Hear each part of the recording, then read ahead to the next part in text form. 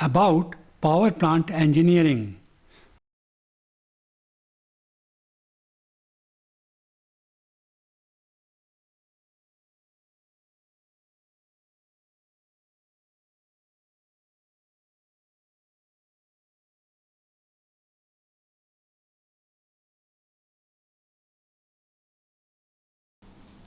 Namaste friends.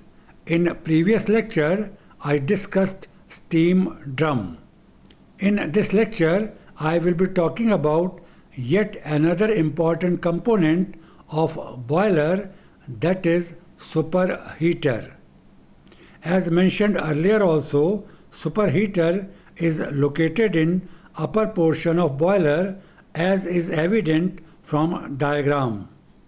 In this lecture, when I talk to you in detail about superheater, we will come across variants of superheaters that are not located in upper portion of boiler as shown in the diagram. The diagram represents superheater as general arrangement of components in boiler. By incorporating superheater in boiler, its overall efficiency is enhanced. Superheater. It converts saturated steam into superheated steam. Various states of steam have already been explained in previous lectures. It is an essential part of boiler as superheated steam is required in turbines used in modern thermal power plants. Superheaters can be convection superheaters, radiant superheaters, and separately fired superheaters. This classification is based on mode of heat transfer to superheater. Convection superheater. This is the oldest type of superheater. Hot gases from furnace heat wet steam in steam drum first and then move upwards to further heat steam in superheater tubes. Hot gases move outside the superheater tubes and steam moves inside the tubes. These superheaters are further classified as parallel flow superheater, counter flow superheater, and combined flow superheater. As the three variants of convection superheaters are quite simple, I am taking these together in a single diagram. Referring to diagram that presents parallel flow superheater on upper left hand side, counter flow superheater on the lower left hand side, and combined flow superheater on right hand side. Let me take up parallel flow superheater first. It may be noticed that steam from steam drum enters from lower left hand side in the diagram. It moves upwards in pipe and leaves the superheater on upper left hand side. Hot gases enter the superheater from bottom side and move upwards. Arrows in red color indicate their direction of movement.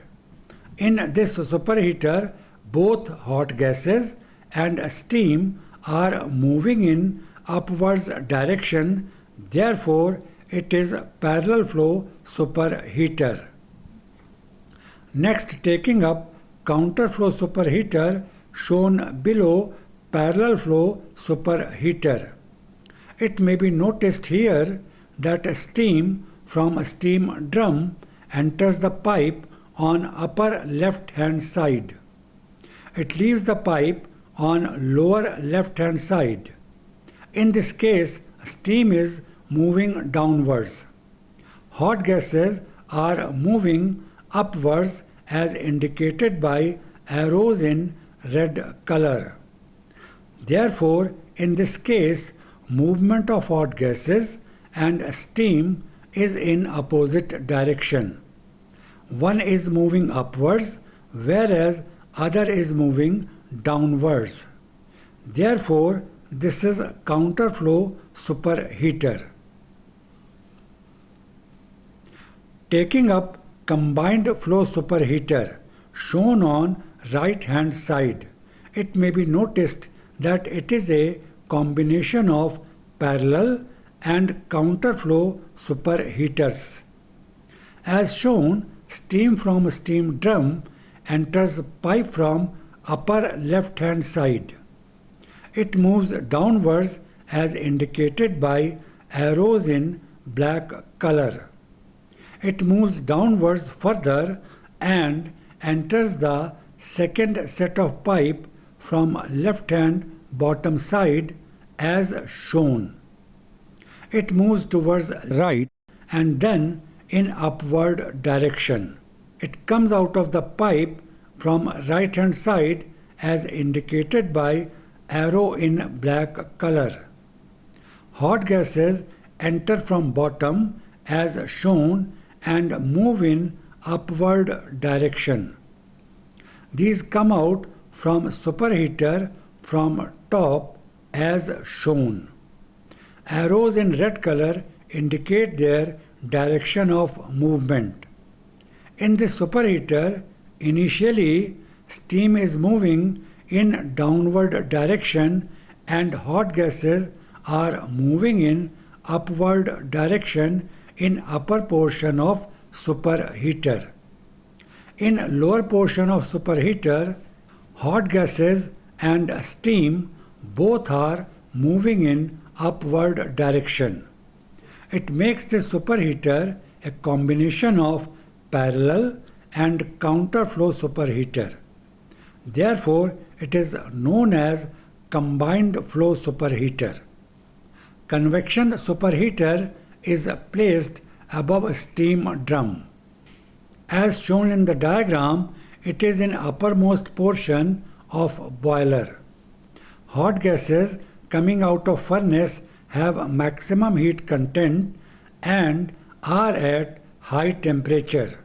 Initially, their heat content is transferred to water in water drum, which is mainly coming from economizer and is at a moderate temperature. This provides transferring of heat content to water to maximum possible extent. In this process, heat content and temperature of hot gases is reduced to an extent. These gases move up and further transfer of heat content occurs to evaporator. It helps to raise the temperature of wet steam. Hot gases pass through steam drum where further heat transfer occurs and steam attains a status of saturated steam. Remaining heat contents of hot gases are utilized as heat transfer occurs to superheater. Here, saturated steam is converted into superheated steam. Hot gases with minimum possible heat content are allowed to go out of boiler as indicated by arrow in red color at top. In this manner, heat content of hot gases are provided according to requirement. Initially, when water from economizer is at moderate temperature, maximum heat content is transferred. Heat content of hot gases reduces as these move up, and at the same time heat content required for transformation to wet, dry and then superheated steam also reduces. This makes possible utilization of heat content of hot gases in most suitable manner. Convection superheaters may not be able to provide superheated steam at temperature required by modern thermal power plants. Radiant superheater and separately fired superheater can provide superheated steam as per requirement of modern thermal power plants. Radiant superheater. Radiant superheater is placed in the wall of a furnace of boiler. It produces superheated steam at higher temperature as superheater tubes receive heat directly from furnace. Referring to diagram that presents a boiler with radiant superheater, it may be noticed that major change is new location of superheater. Radiant superheater is placed close to furnace. This makes it capable of producing superheated steam at higher temperature.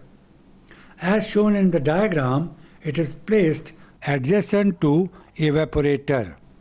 Being close to furnace, hot gases with much more heat content come in direct contact with dry steam inside a tube of superheater.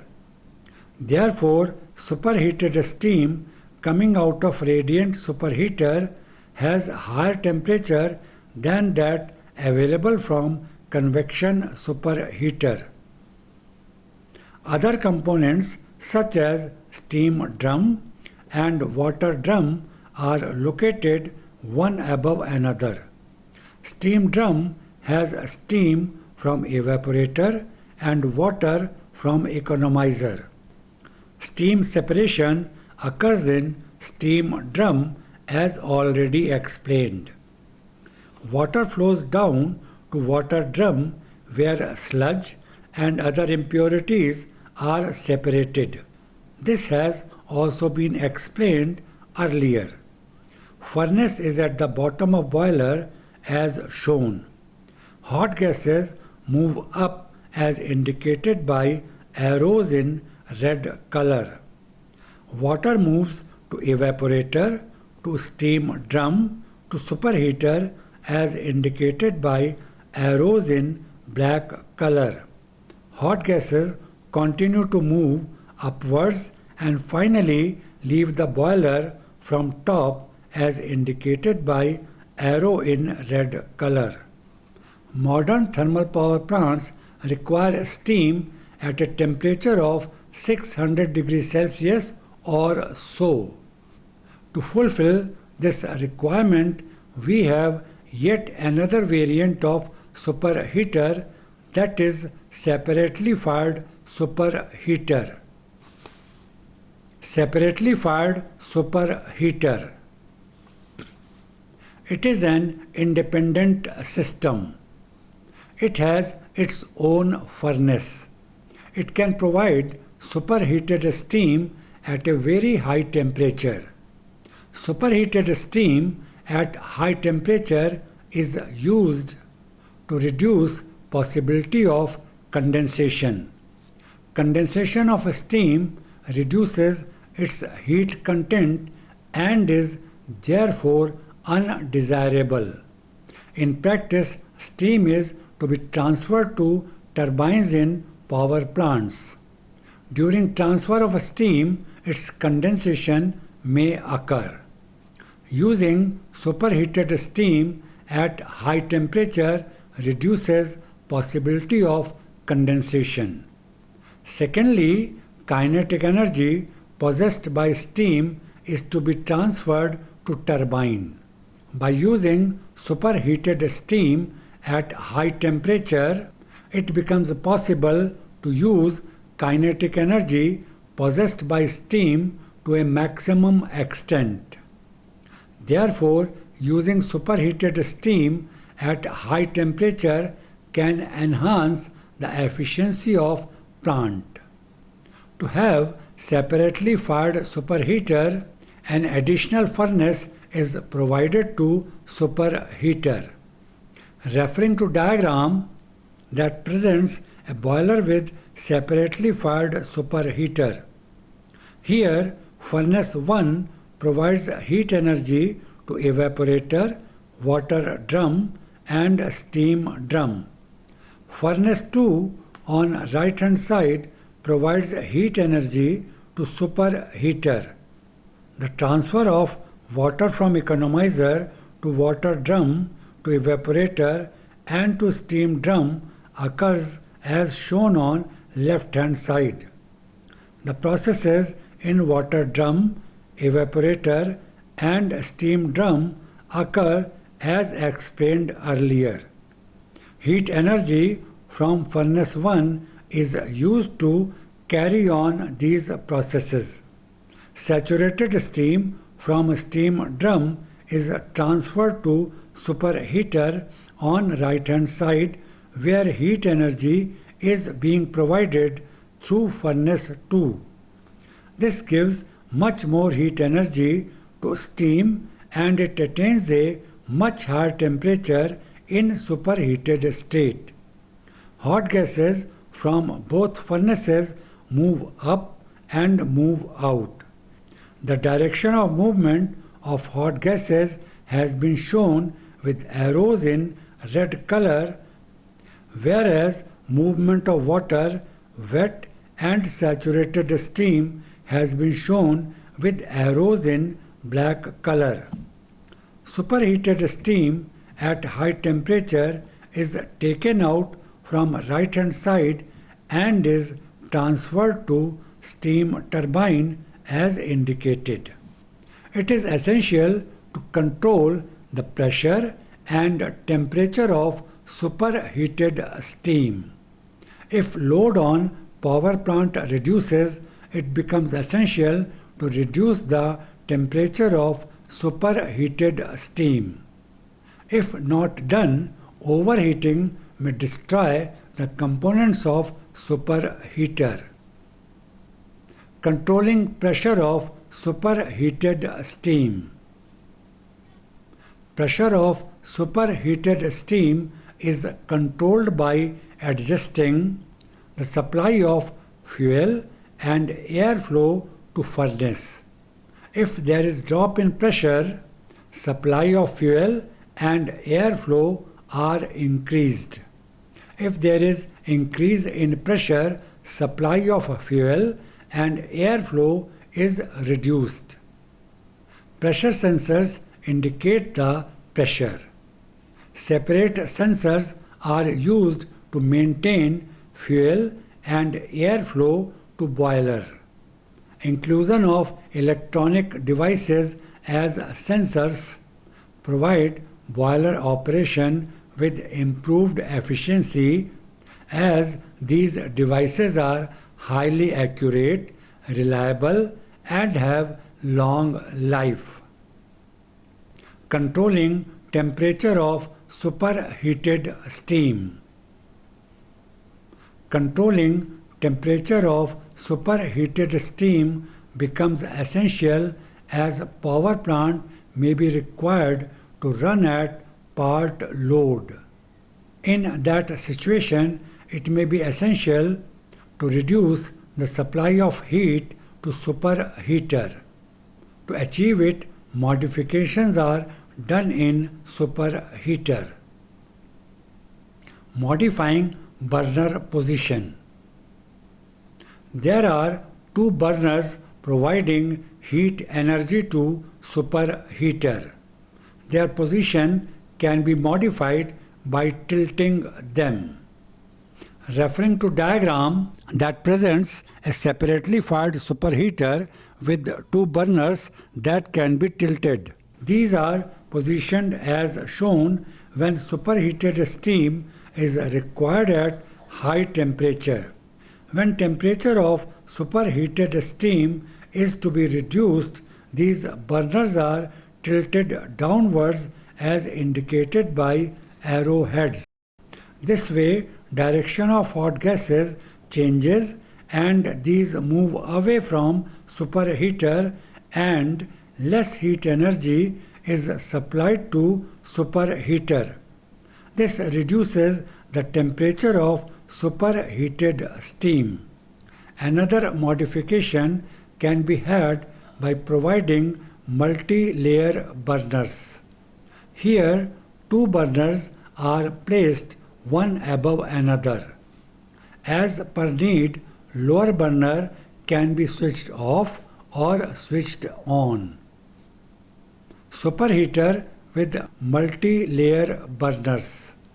In this case, two burners are placed one above another as already mentioned. Referring to diagram that presents separately fired superheater with multi-layer burners. Here, two burners have been shown one above another. These burners can be controlled individually.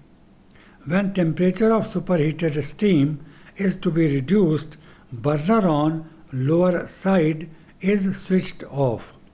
This reduces the heat energy supplied to superheater and temperature of superheated steam is reduced. There are certain other modifications that can be made. A simple method is to bypass hot gases. There is a bypass provided. It is used to bypass hot gases when temperature of superheated steam is required to be reduced. De-superheating can also be employed to reduce the temperature of superheated steam. Water from economizer is sprinkled to reduce the temperature of superheated steam. Material selection for superheater. The most important criterion for material selection is its corrosion resistance. Impurities in steam and presence of hot gases cause corrosion of components of superheater. Therefore, superheater material should have high corrosion resistance. Other desired properties are high strength and creep resistance. These are essential so that material is not adversely affected by high temperature and pressure inside superheater. Carbon steel is used in superheaters as it is cost effective, has high strength and can be welded. It is used where temperature does not go beyond 400 degrees Celsius.